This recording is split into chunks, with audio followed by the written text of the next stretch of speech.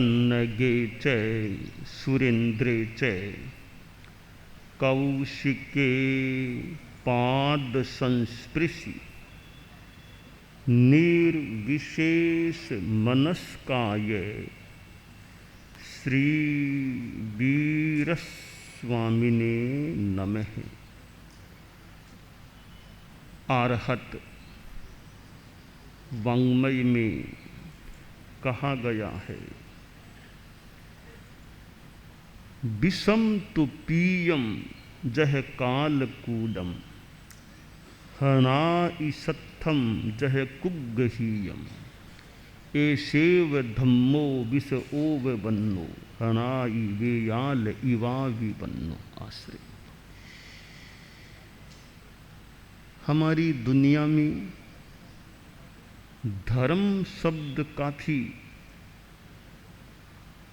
प्रसिद्ध है।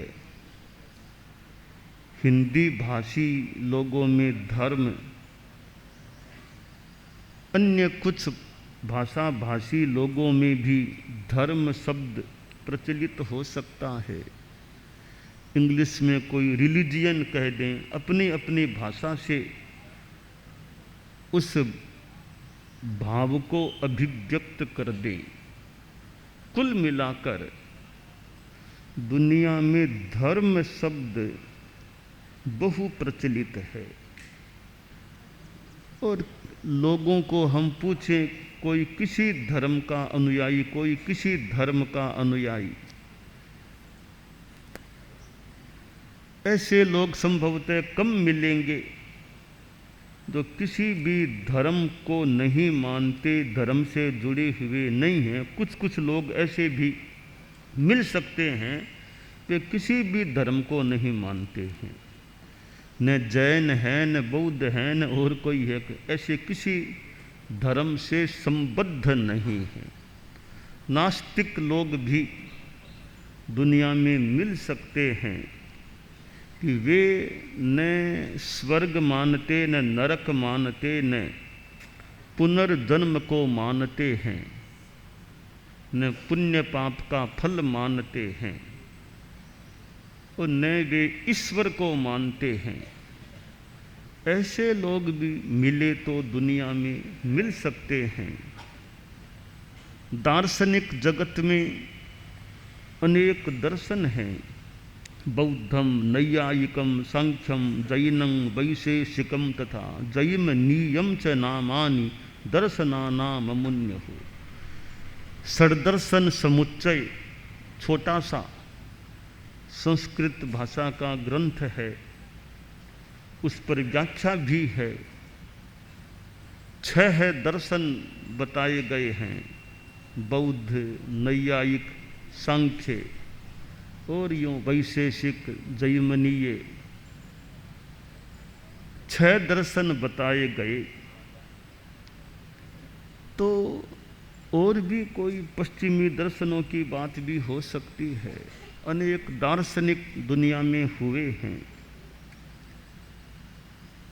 चार्वाक दर्शन भी है। षड्दर्शन समुच्चय में चार्वाक दर्शन का भी उल्लेख है, जहाँ 6 में जैमिनीय है, तो इधर आगे फिर चार्वाक दर्शन भी वर्णित हुआ है।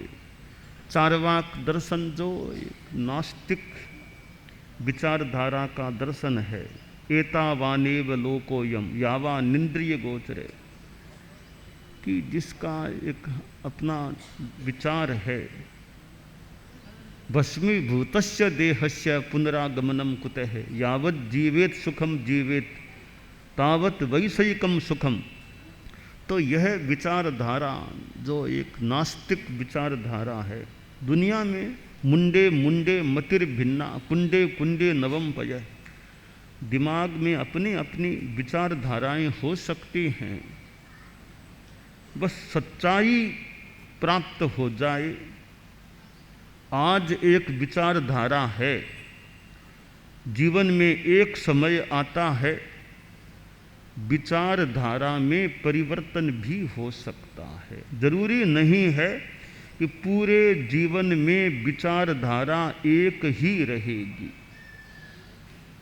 एक समय होता है, आदमी नास्तिक होता है, धर्म कर्म पुण्य पाप इन चीज़ों को नहीं मानता। पर एक समय आगे ऐसा भी आ सकता है, आदमी नास्तिकता को छोड़कर आस्तिक बन सकता है, अर्थात विचारधारा में परिवर्तन हो गया। यह खास बात होती है कि आदमी का यह रुझान हो, जो सही लगे उसको ग्रहण कर लेना। सही बात जहाँ कहीं से भी मिले, अच्छी बात कहीं पर भी हो, उसको मान सम्मान देना और ग्रहण कर लेना। मेरे पास अच्छी बात हो सकती है तो इनके पास भी कोई अच्छी बात हो सकती है।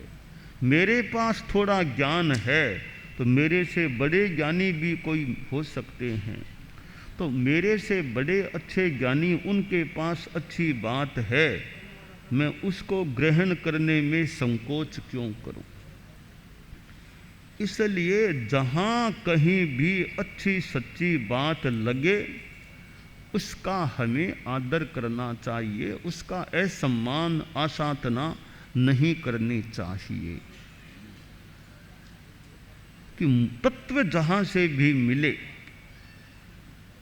और कई बार बात करते करते, चर्चा करते करते एक नई अच्छी बात प्राप्त हो सकती है। इसलिए आदमी में अवांछनीय संकीर्णता की विचारधारा नहीं होनी चाहिए। उदार विचारधारा हो, उदात्त हो, अनेकांत का दृष्टिकोण हो, दुराग्रह की वृत्ति न हो, अनाग्रही दृष्टिकोण हो कि भी दुराग्रह मेरा नहीं है। अगर आपकी बात अच्छी मेरी समझ में आ जाए अच्छी तरह, तो मैं उसको भी समर्थित कर सकता हूं। स्वीकार करना और समर्थन देना दोनों में थोड़ा अंतर हो सकता है। मैं कोई त्याग संयम है, आप लोग साधुपन ले तो नहीं सकते, मान लें तो साधुपन को समर्थन तो दे ही सकते हैं ना। तो स्वीकार करना मान लो न भी हो, समर्थन तो दे ही सकते हैं अच्छी चीज को। तो स्वीकार कर सकें तो बढ़िया, वरना समर्थन तो दे दें भी, ये अच्छी बात है इनकी। हम हालांकि स्वीकार नहीं कर सकते, बात इनकी अच्छी लग रही है। तो यह अनाग्रही दृष्टिकोण जीवन में होता है तो अच्छा विकास होने की संभावना बन सकती है। और जहाँ आदमी पकड़ करके बैठ जाए, अच्छी बात भी दूसरों की स्वीकार न करे, मानो दरवाज़ा बंद कर दिया है उसने। दरवाज़ा हम बंद न करें कि हमें तो सही अच्छी बात कहीं मिले लगे, स्वीकार न भी कर सकें, कम से कम उसका विरोध तो न करें, फालतू खंडन करने का प्रयास तो न करें। कई बार बात अच्छी है पर मैं स्वीकार करूं यह स्थिति मेरी नहीं है, कोई बात नहीं। अब उसका मैं अनावश्यक अवांछित रूप में खंडन करने के लिए शब्दों का प्रयोग क्यों करूं? मौन रह जाऊं, और तो क्या मौन रह जाऊं। समर्थन भी देना थोड़ा मुश्किल है पब्लिक में, तो मौन रह जाओ, ताकि कम से कम उसका विरोध का दोषी तो मैं न बनूं। तो दाल मुनि जी हमारे धर्म संघ के सप्तम आचार्य थे। वे कच्छ में 3 बार पधारे थे। 5 चतुर्मास कच्छ में ये बेलार फतेहगढ़ दाल गणी की मुनि अवस्था से स्पृष्ट हुए क्षेत्र हैं। चतुर्मास वहाँ दाल मुनि के हुए थे। आचार्यावस्था में तो दालगणी का पादार्पण कच्छ में हुआ नहीं। मुनि अवस्था में खूब कृपा हुई है। मानो कृपा आचार्यों की मान लें, जिन्होंने उनको जाने का इंगित निर्देश दिया होगा। मानक गणी के युग में भी वे कच्छ में रहे हैं, मगवा गणी के युग में भी कच्छ में रहे हैं। तो दाल मुनि एक बार कच्छ में थे।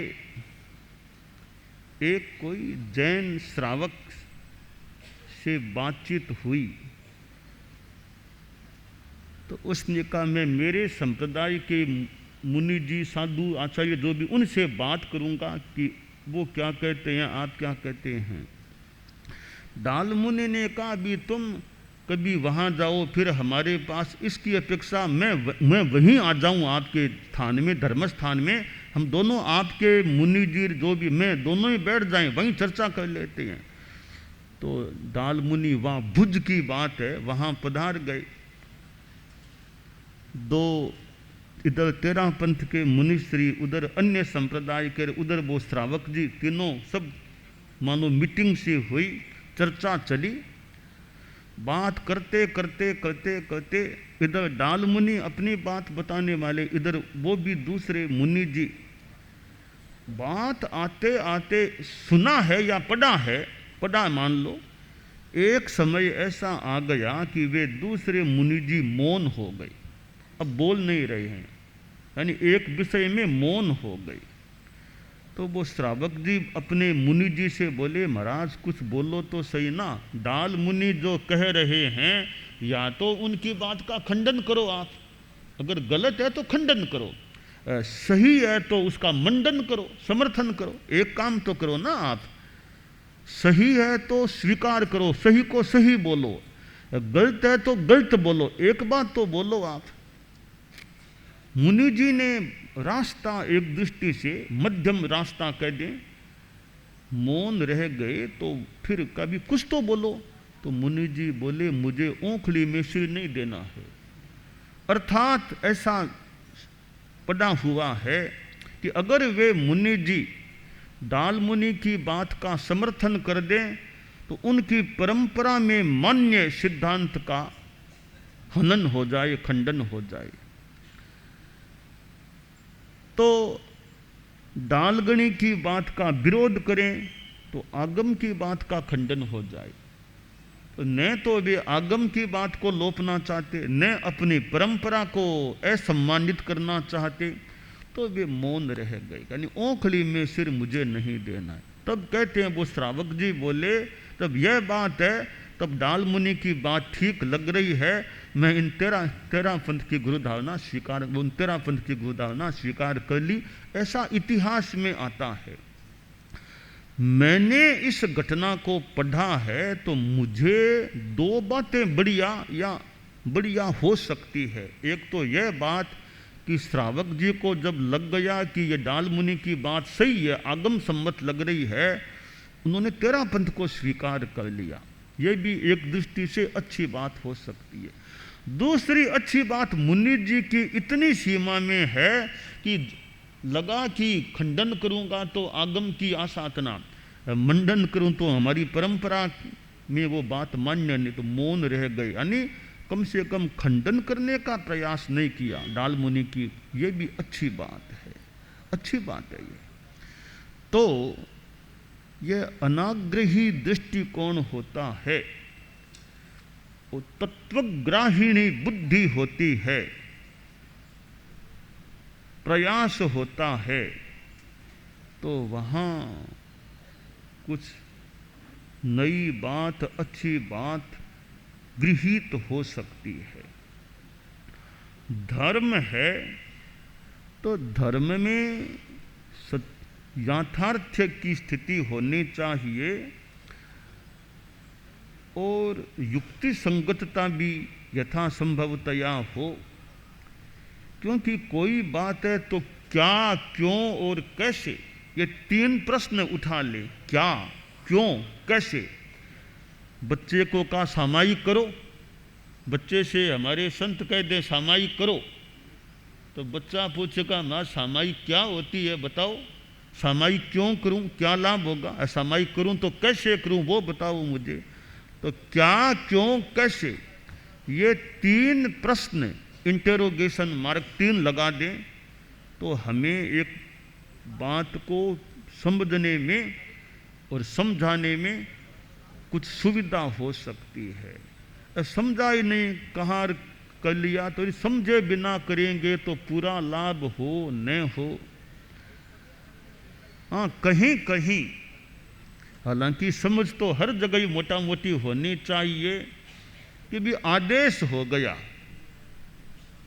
समझना तो चाहिए, पर आदेश है भी यहाँ जाओ, और वहाँ ज़्यादा तर्क की जरूरत नहीं है कि क्यों जाऊँ क्यों जाऊँ क्यों जाऊँ, क्यों नहीं।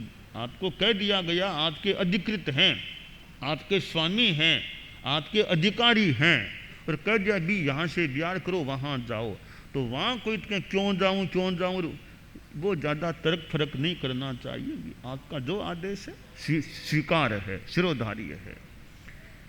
तो आज्ञा ज्ञान में तो करें तर्क, ज्ञान में करें तर्क, क्यों क्या क्यों कैसे, यह कैसे बात, यह कैसे बात सिद्ध होगी कैसे, तो ज्ञान में तर्क और आज्ञा में सतर्क। आज्ञा में हम सतर्क करें भी, आपकी हमारे जो अधिकृत हैं, हर किसी की आज्ञा तो मान लो, माने न माने, जो अधिकृत हमारे हैं उनकी आज्ञा है, तो फिर उसमें अनावश्यक तर्क नहीं, ज्ञान में तर्क करें कि यह बात कैसे, समझ में नहीं आई, कैसे है। शायद संत भीखण जी जैसे ज्ञान में आगम पढ़ते गुरु के पास तो तर्क भी करते होंगे, यह बात कैसे, यह कैसे अभी हो रहा है ऐसे, यह बात कैसे।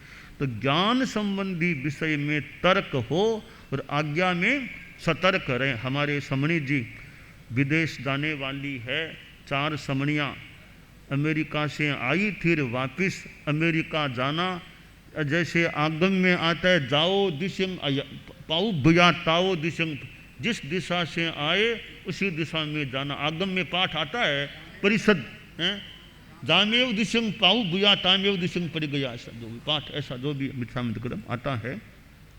तो अमेरिका से आए थे और अमेरिका ही वापस जाना, ह्यूस्टन न्यूजर्सी से आए थे, ह्यूस्टन न्यूजर्सी वापस जाना। तो आज्ञा में तो रहना चाहिए, ज्ञान में तो होना चाहिए तर्क, और आज्ञा हो वहाँ सतर्क। तो आज्ञा में ज़्यादा अवांछित तर्क फर्क नहीं कि क्यों क्यों क्यों जाएं, क्यों, आज्ञा है तो सतर्क रहें। क्या आज्ञा, उसमें सतर्क होकर के काम करें। ज्ञान की बात हो तो प्रश्न करना, यह क्यों, यह कैसे, ज्ञान में तर्क कैसे करना, वो मुनिश्री नथमल जी टमकोर, मुनिश्री नथमल जी स्वामी टमकोर को याद करें। आचार्य महाप्रज्ञ जी छोटे साधु थे, मुनिश्री तुलसी के पास अध्ययन करते, जो भी संस्कृत व्याकरण का अध्ययन। तो संस्कृत व्याकरण कोई अच्छी तरह पढ़े तो शायद कई बरस भी लग जाएं। अच्छी तरह संस्कृत व्याकरण का ज्ञान करना हो तो विद्यार्थी को कई बरस लग सकते हैं।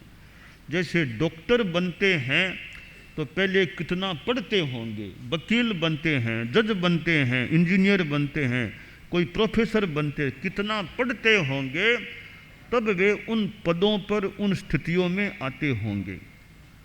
हमारे साधु संस्था में भी जो शास्त्रज्ञ तत्वज्ञ आगमज्ञ बनते हैं तो कितना पढ़ते होंगे, तब वे इतने वेत्ता बहुश्रुत बन सकते हैं।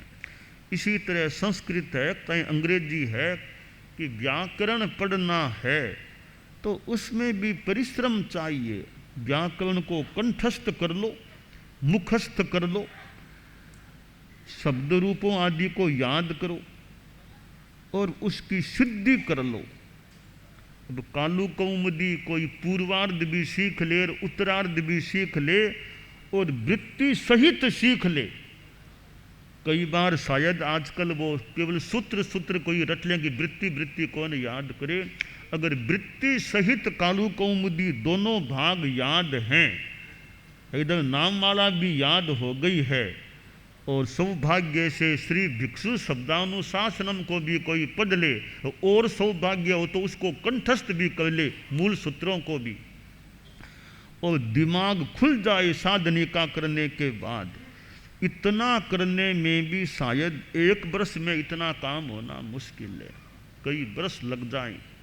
तो वो आत्मसात हो जाए बाद में फिर संस्कृत भाषा या जो भी भाषा अपनी जैसी बन सके। तो मुनि श्री नथमल जी स्वामी टमकोर, मुनि श्री तुलसी जी तुलसी राम जी के पास संभवतः पढ़ते तो संस्कृत व्याकरण का अध्ययन, तो वो शब्द बनाना, रामे जिन्हें जिनऊ, ये जिन्हें कैसे बना, रामे कैसे बना, इसकी प्रक्रिया होती है कि ऐसे बना है।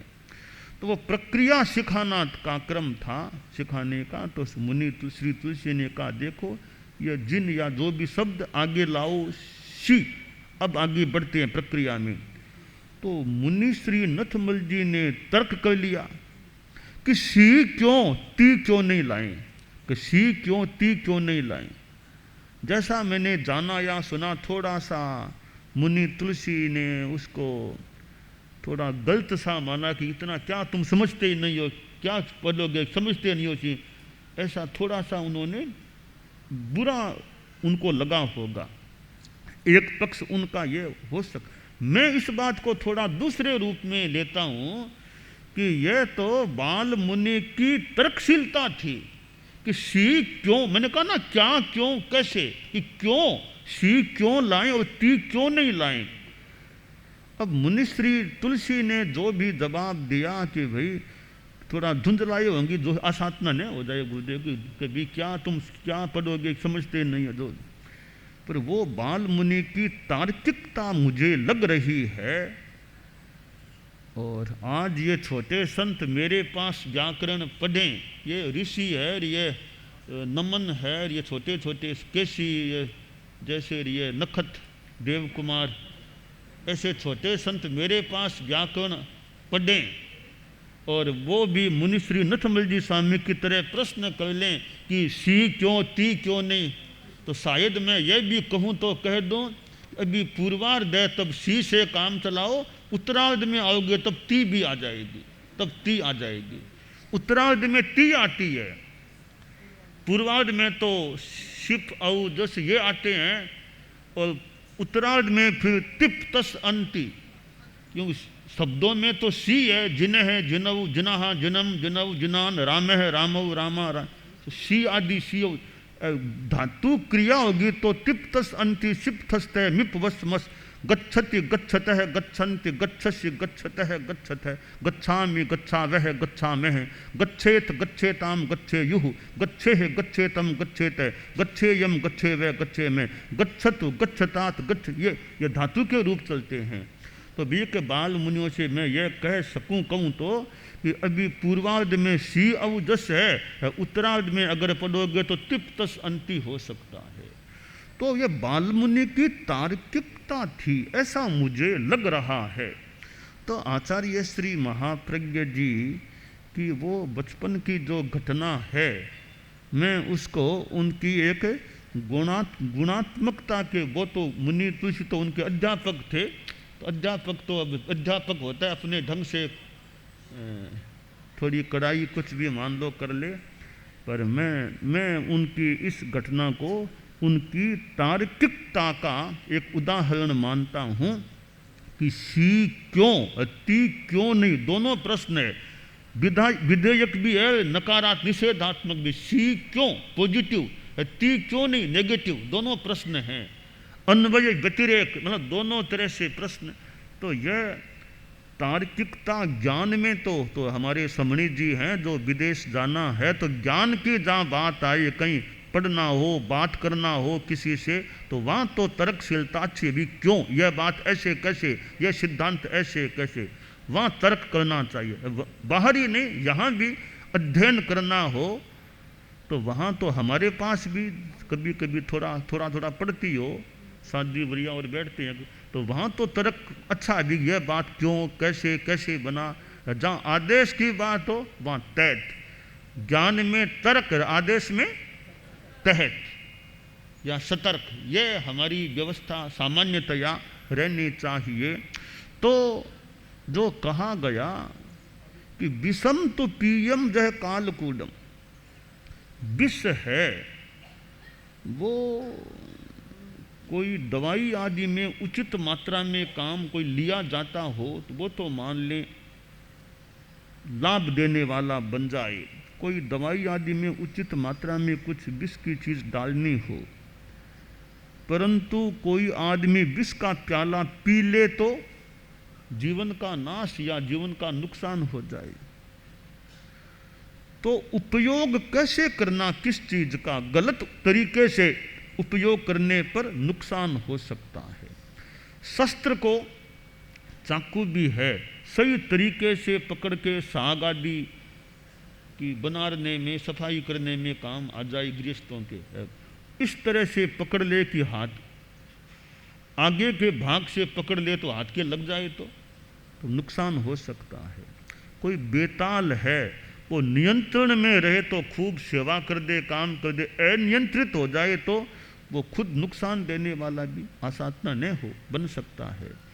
इसी प्रकार धर्म है, एसेव धम्मो विषओव वन्नो, कि धर्म है पर धर्म को सही तरीके से काम में लें तो आत्मा का कल्याण हो जाए। धर्म के क्षेत्र में भौतिकता और भोग, विषय भोगों में आसक्ति का काम चलता रहे तो वो धर्म का क्षेत्र भी कितना क्या भला करने वाला हो सकता है। तो हमारे शास्त्रों में जो ये वाणियाँ हैं वे अपने आप में बड़ी महत्वपूर्ण है कि धर्म के क्षेत्र में भी सही तरीके से काम करें। धर्म का क्षेत्र है, वहाँ लड़ाई झगड़े में पड़ जाएंगे।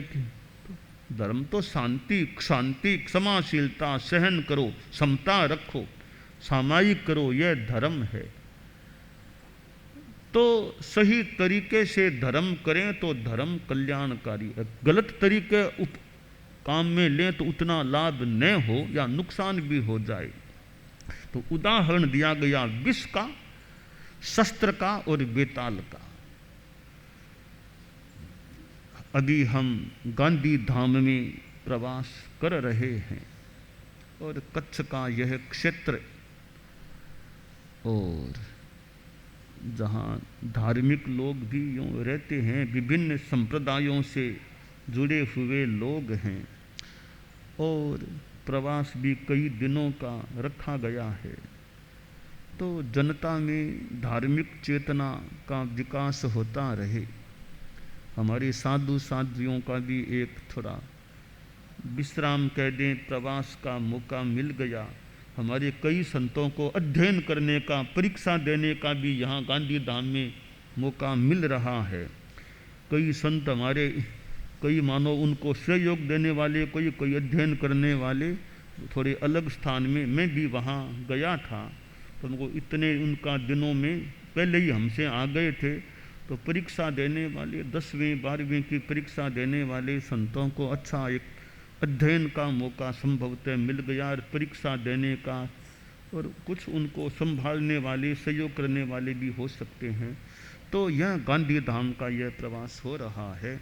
तो यहाँ खूब अच्छा चले, धार्मिकता का विकास होता रहे। मंगल का